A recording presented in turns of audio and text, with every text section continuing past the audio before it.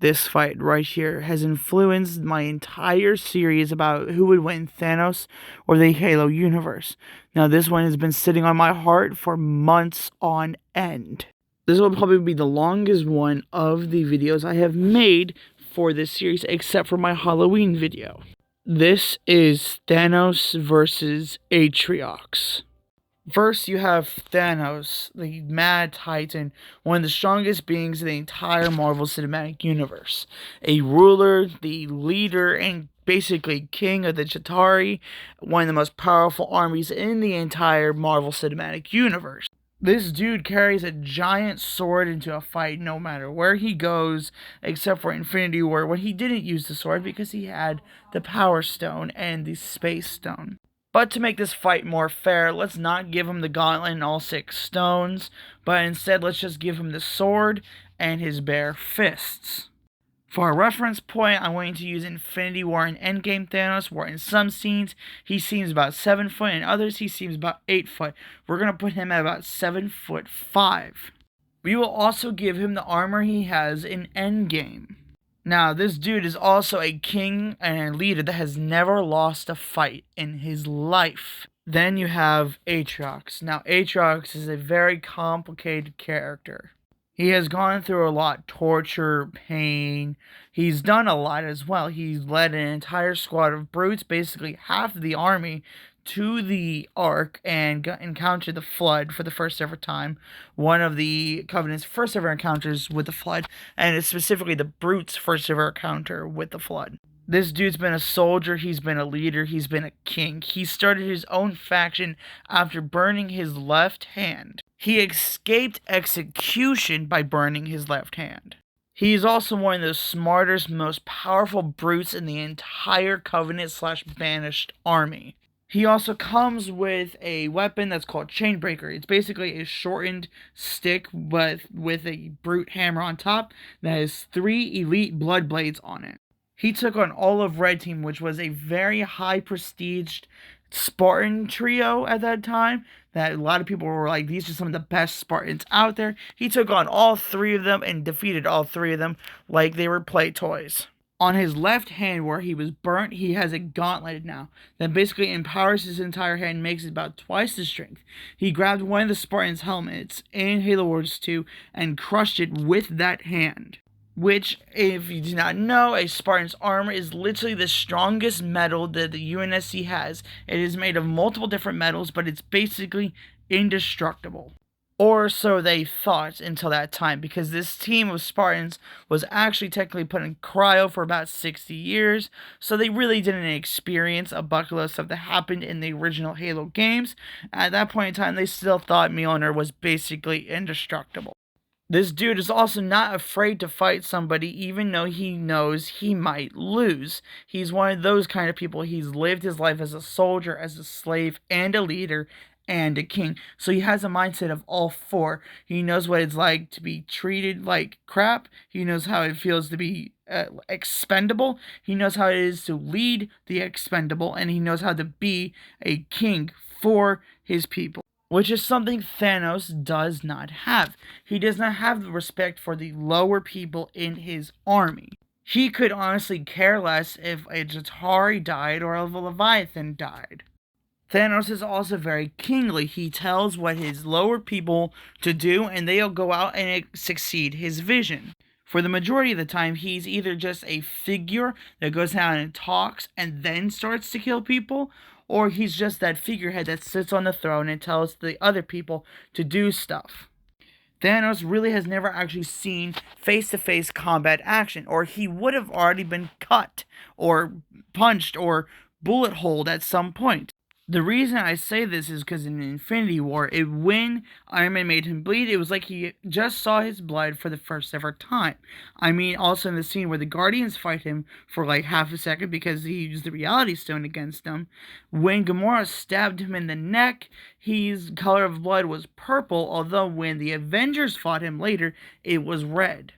Which makes me say that Thanos was always the strongest person in the room, which in some cases makes him cocky, because not all the time is it the size of the person. or the strength of the person. Sometimes it goes down to wisdom and intelligence, which is where I think Atriox has one of his biggest advantages. He has the intelligence of a soldier, of a slave, of a king, and a leader. So he may not be the most physically strong of his entire species or the most physically strong in the room, but he might be the most mentally strong in the room. Now, I have to point out something that not a lot of people are going to like, but let me put it like this. I do think with the gauntlet on Atriox's left hand, I really do think at that point he is stronger than Thanos. Or at least movie Thanos. Not necessarily a normal comic book Thanos, but at least movie Thanos. For reference, he was able to pick up Master Chief by the leg and start walking forward like it was nothing.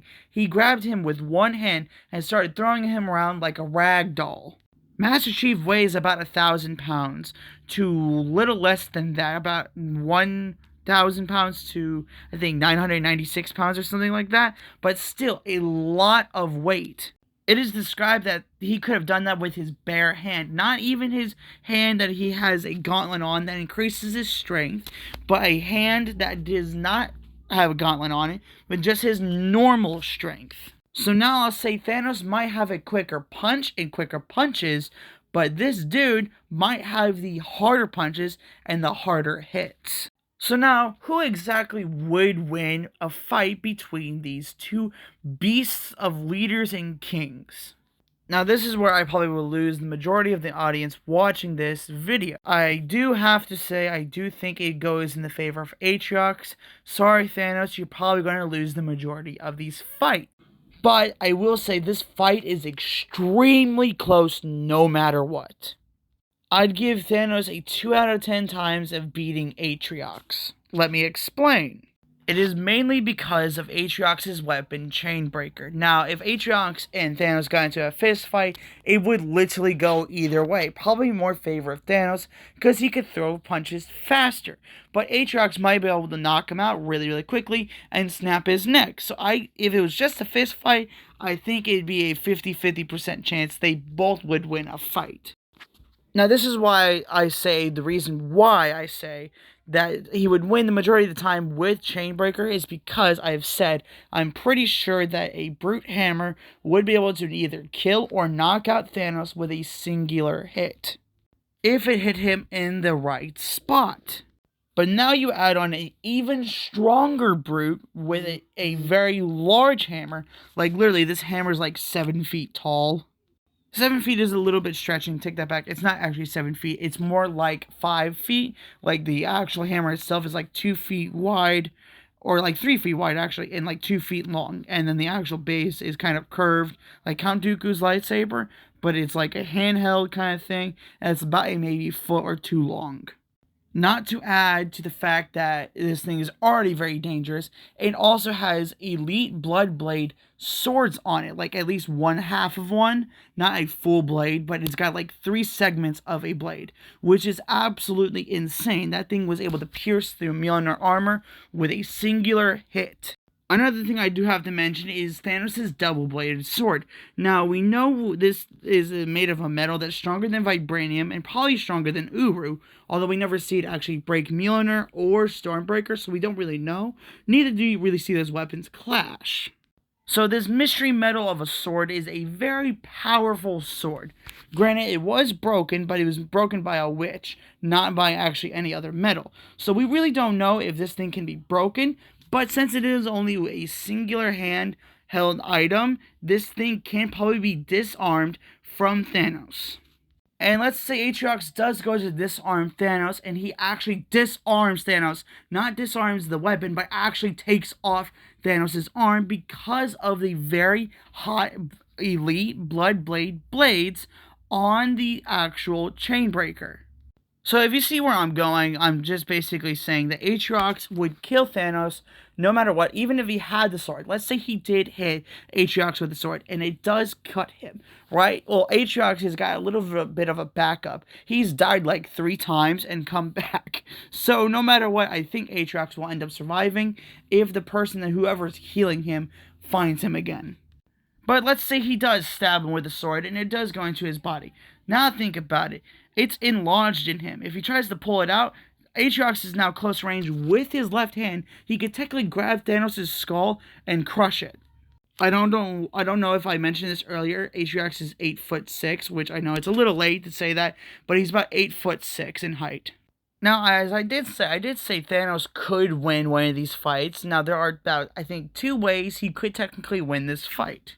That is, that they either come to an agreement to have a peace treaty, and then they go their separate ways, as kings would do, meaning Thanos has technically won a fight and so has Atriox. But if they actually had to fight, the only way Thanos would actually be able to win is if he were able to get close enough and actually hit Atriox in the head, not in the body, but in the head with his sword. Other than that, I really do see Atriox taking the win the majority of the time.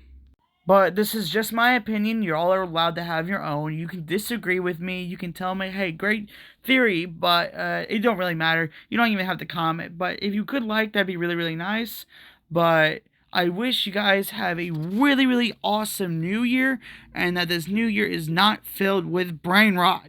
Please, if you can, if you know someone that's been doing brain rot, please stop them.